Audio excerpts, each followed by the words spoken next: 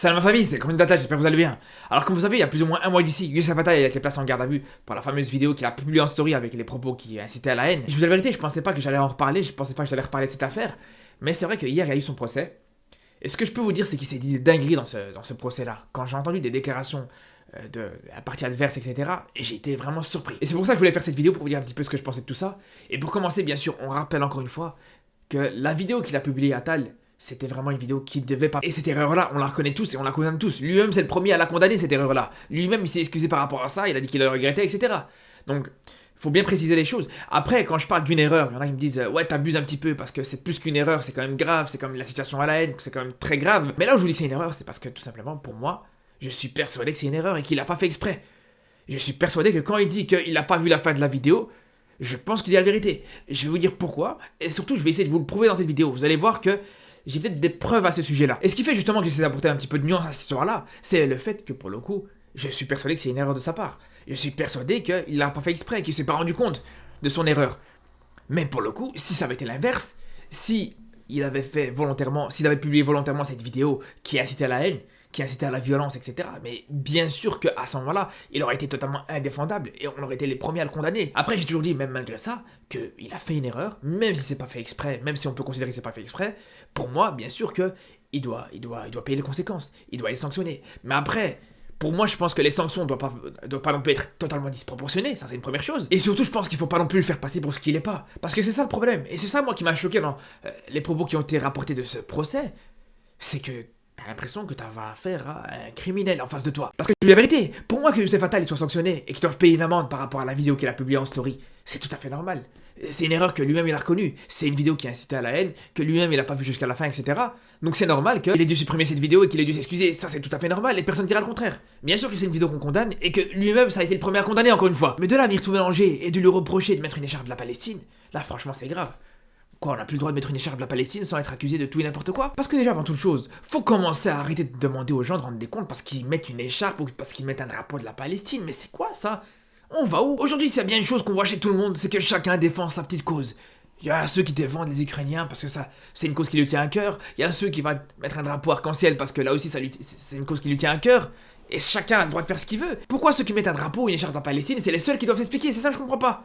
Ils ont pas le droit de soutenir cette cause. Ils ont pas le droit de soutenir les femmes et les enfants qui souffrent là-bas. Non, en fait, on a l'impression que ce qu'ils veulent, c'est que quand tu mets une écharpe de la Palestine, il doit être aussi marqué sur ton front que tu condamnes aussi ce qui a été fait par les Palestiniens. C'est ça, en fait, le truc. Et là, c'est bizarre, parce que moi, la question que je me pose, c'est pourquoi quand c'est un Ukrainien qui met un drapeau de l'Ukraine, on va pas venir lui poser la question de « Ok, tu mets un drapeau de l'Ukraine, mais est-ce que tu condamnes les attaques contre les civils russes, par exemple ?»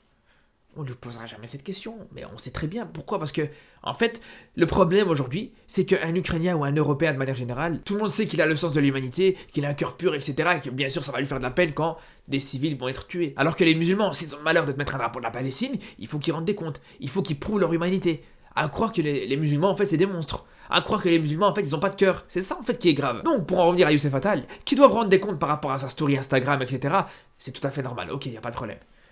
Mais qui doivent rendre des comptes parce qu'il a mis une écharpe de la Palestine, là franchement on marche sur la tête, je suis désolé. C'est pas acceptable du tout, c'est pas normal du tout. Et d'ailleurs par rapport à ça, ce que je trouve dommage, c'est la réponse d'Attal. La seule réponse qu'il a eu à donner quand ça lui a demandé pourquoi t'as mis une écharpe de la Palestine quand t'as joué ton match avec l'Algérie, il t'a juste dit en fait non, c'est parce que chez nous en Algérie, tous mes coéquipiers soutenaient la Palestine. Alors ok, je comprends que là il était dans une situation délicate et qu'il voulait pas s'enfoncer encore plus, c'est tout à fait compréhensible. Mais ce qu'il doit comprendre aussi surtout, c'est que là, en se déchargeant de toute responsabilité, ben, ça sous-entend qu'il a quelque chose à se reprocher, alors que c'est pas le cas. Il y a aucun mal à arborer un drapeau ou une écharpe de la Palestine. Je reprends l'exemple d'un Ukrainien. Si tu lui poses la question pourquoi t'avais un drapeau de l'Ukraine, il va pas te dire ouais non, c'est parce que tous mes coéquipiers ils soutiennent l'Ukraine. Non, il va te dire tout simplement parce que il se passe des choses là-bas qui sont un petit peu tristes et qui me touchent, et j'ai voulu manifester mon soutien au peuple ukrainien.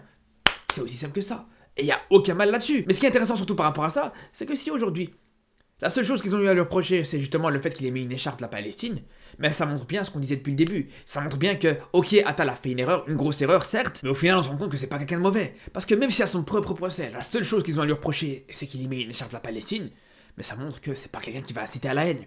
Ça veut dire que même t'as beau chercher ce que tu veux, t'as rien trouvé de pire que de le voir avec une écharpe de la Palestine pendant un match d'Algérie où tous ses coéquipiers avaient cette écharpe-là aussi d'ailleurs. Parce que je vous dis encore une fois, qu'il prenne une amende et tout ça, c'est tout à fait justifié.